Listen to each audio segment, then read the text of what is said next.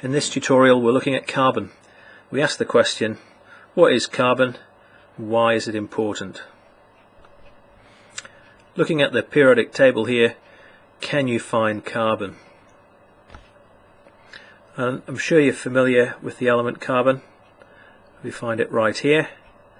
And using our basic knowledge of the periodic table, we've got this staircase here which basically splits up the periodic table into left and right. And on the right hand side we have got the non-metals. So carbon with the symbol capital C is a non-metal.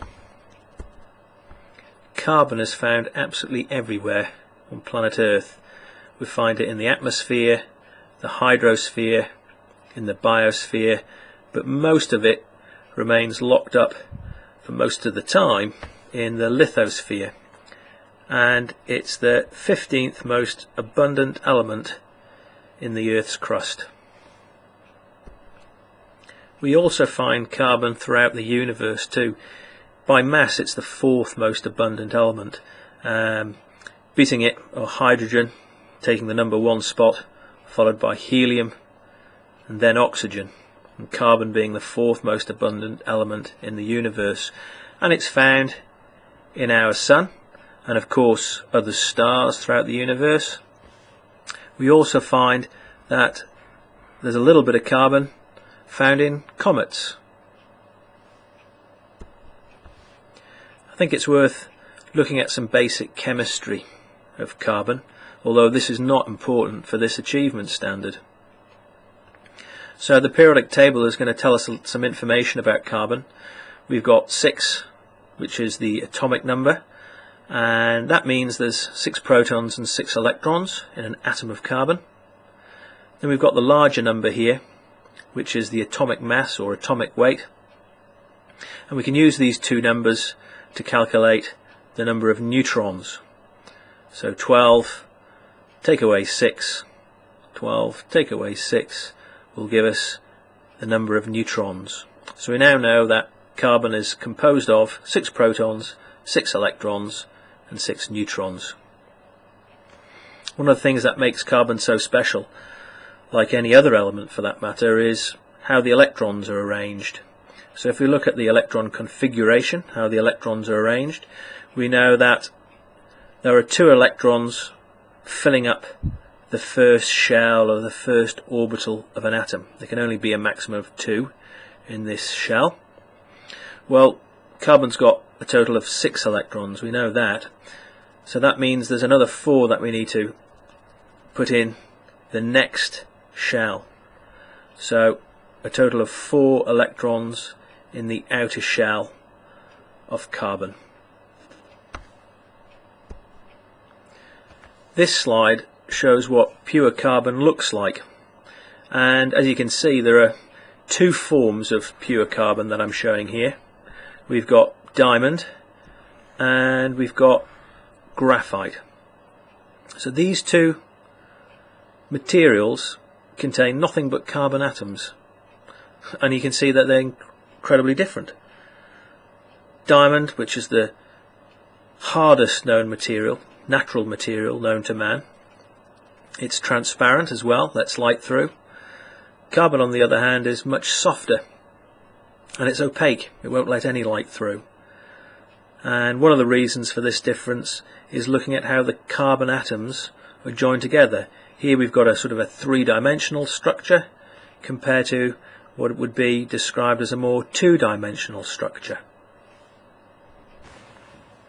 This slide shows a little bit more clearly the crystal lattice of diamond compared to the layering of graphite. But carbon doesn't just exist in this pure form. We find that carbon is existing and reacting with other elements as well to make compounds or molecules. In this slide we're looking at the bonding that carbon can have with other elements. So here we're looking at methane, which is composed of 1 carbon atom and also 4 hydrogen atoms. So we've got 1 carbon and 4 hydrogen atoms. And here these elements are sharing their electrons. So the circles here represent the electrons. If you remember, in the outer shell of carbon we have 4 electrons, and that's sharing an electron with each of these hydrogen atoms. So this makes a very strong and stable compound known as methane. Methane, of course, is one of the greenhouse gases responsible for global warming. Methane is what's known as a hydrocarbon, obviously because it's composed of the element hydrogen and the element carbon. And hydrocarbons are what produce or make up our fossil fuels that we use. Another couple of representations of CH4 or methane. So you could draw methane like so, or perhaps use a model like this to build a molecule of methane. This slide shows some more hydrocarbons. Here we've got a hydrocarbon called naphthalene, and it's got an ENE ending, which means it's belonging to a group of hydrocarbons called alkenes, spelt like so. And there's a whole area of chemistry known as organic chemistry, and in organic chemistry hydrocarbons would be some of the carbon compounds you'd be studying. And you can see with this particular carbon compound we've got these rings. These are actually benzene rings. Looking at this carbon compound over here, decane, ANE ending, so that means that this particular group are the alkanes. So these are the alkanes, and instead here we have got a really long chain with these alkanes, a really long chain. And the thing about hydrocarbons is the chains can be incredibly long. So tetrapentacone contains 54 carbon atoms and 110 hydrogen atoms, and there's a huge variety of these different hydrocarbons. Carbon forms a vast number of compounds, more than any other element. I googled carbon, and a Wikipedia website told me that it could form almost 10 million compounds. At least that's how many have been described so far.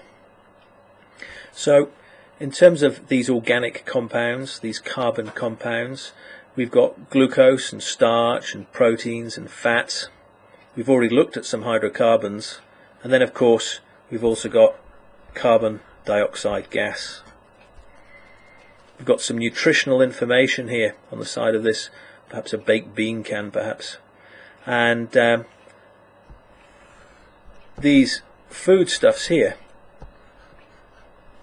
are found on this nutritional guide. So we're going to have a look at some of these. In this slide we're looking at the compound glucose, which falls into a group of organic compounds known as carbohydrates.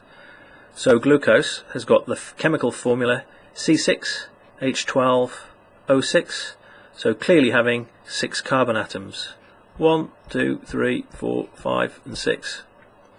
And glucose is made by green plants. Here we've got a measuring device for checking how much blood glucose is in your system.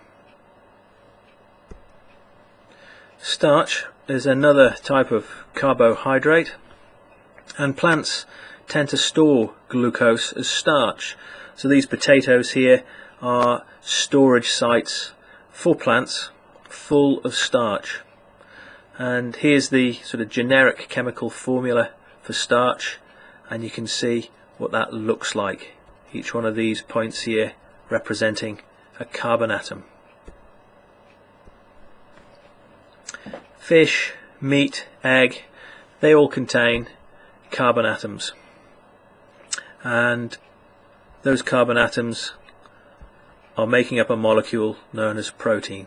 So fish, egg and meats high in protein, and this is a molecule of protein here, again with those carbon atoms. In humans, we tend to store our excess glucose as a molecule of glycogen, which is another carbon containing compound, but we might also store it as adipose tissue or fat tissue, and again we've got this chain of carbon atoms making up fats. Even our genetic material, DNA, contains carbon atoms. So here we've got this double helix spiral, and the backbone of this spiral, keeping it all together, we have a chain of carbon atoms. So I'm sure you can see that one of the special things about carbon is it's a building block for life. So organisms, the biosphere, contains carbon, and here we're looking in particular at human beings, and you can see how the different elements make up or constitute a human being. So a human is 18% by mass of carbon atoms. Our economy and our lifestyles very much rely on fossil fuels, coal, oil and gas. It's these fossil fuels that we need to power our transport systems and to generate electricity so that appliances will work. So that's one of the reasons why carbon is so important. Here we're looking at a chemical reaction, often referred to as a combustion reaction. So we've got methane, CH4, and the thing about this molecule is those strong covalent bonds hold a huge amount of energy. A lot of energy stored in those bonds. So when we oxidize methane and we get that chemical reaction moving forward, we have a waste product, carbon dioxide. So the carbon in the CH4 now produces carbon dioxide gas, which escapes into the atmosphere, and we're left with two molecules of water. One of the other products here is energy. So the burning of these fossil fuels releases a huge amount of energy from those bonds, and it's that energy that humans want to harness. Of course, that combustion reaction we just looked at produces huge amounts of carbon dioxide gas, and it's this gas that has been responsible for increasing temperatures on planet Earth. The second most abundant greenhouse gas, carbon dioxide, with a graph here showing how carbon dioxide concentrations have increased over the years. And this increase has been a result of the Industrial Revolution, where we started off burning coal and now we're getting into oil and gases. Only recently did the atmosphere's concentration of carbon dioxide increase from 0.03% to 0.04%. So it's us humans, an anthropogenic effect, causing this increase in carbon dioxide gas.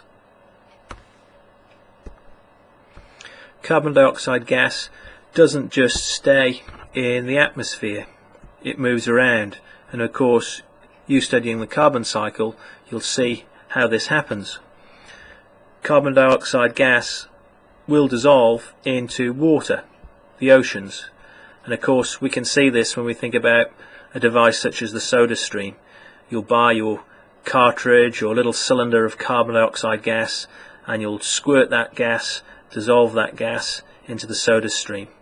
So the bubbles in Coca-Cola and other fizzy drinks are bubbles of carbon dioxide gas. In this slide I want to talk briefly about inorganic compounds, and it's a bit of an old term really and not terribly helpful, but it is still used from time to time. So let's try and understand what the difference is between organic compounds and inorganic compounds. So this second bullet point here tells us about organic compounds, and basically organic compounds have a biological origin. Now that's different from inorganic compounds, because these inorganic compounds have a more geological component to it. So carbon compounds that are formed geologically by geological processes are known as inorganic compounds, whereas those formed by biological processes are known as organic compounds. We might say that carbon dioxide, CO2, is an inorganic compound when it's been formed by burning fossil fuels. But the thing about the carbon cycle is, you can see that this is a rather silly thing to actually say. You could argue either way. Our final slide is looking at carbon in rock. So we're talking about the lithosphere here. So limestone is a sedimentary type of rock, and these types of rock are full of carbon, and the carbon is usually in the form of a calcium carbonate. So you can see the carbon atom here, and looking at this limestone, which is formed by a geological process known as sedimentation, there are actually fossils in here. So these are composed of ancient organisms that have been formed in these sediments. So again, we've got a biological component to this geological material. So let's just summarize what we've learned. We've found carbon compounds in all the spheres of planet Earth. In the atmosphere, we find CO2 and methane as two gases. In the hydrosphere, rivers, lakes, and especially the ocean, which has a huge mass on planet Earth, again we find carbon dioxide dissolved in the oceans, and that can make other carbon compounds like carbonic acid. So the carbonic acid or the hydrogen ions that are released are causing ocean acidification. We're finding carbon in the Earth's biosphere, so that's in the plants and animals containing carbon. Of course, carbon is that building block of life, and we're also finding carbon in the lithosphere. So here we're talking about the Earth's crust, and fossil fuels or hydrocarbons is the storage site for a lot of those different types of carbon compounds. So now you know what carbon is and where it's found in those spheres of the Earth's cycle.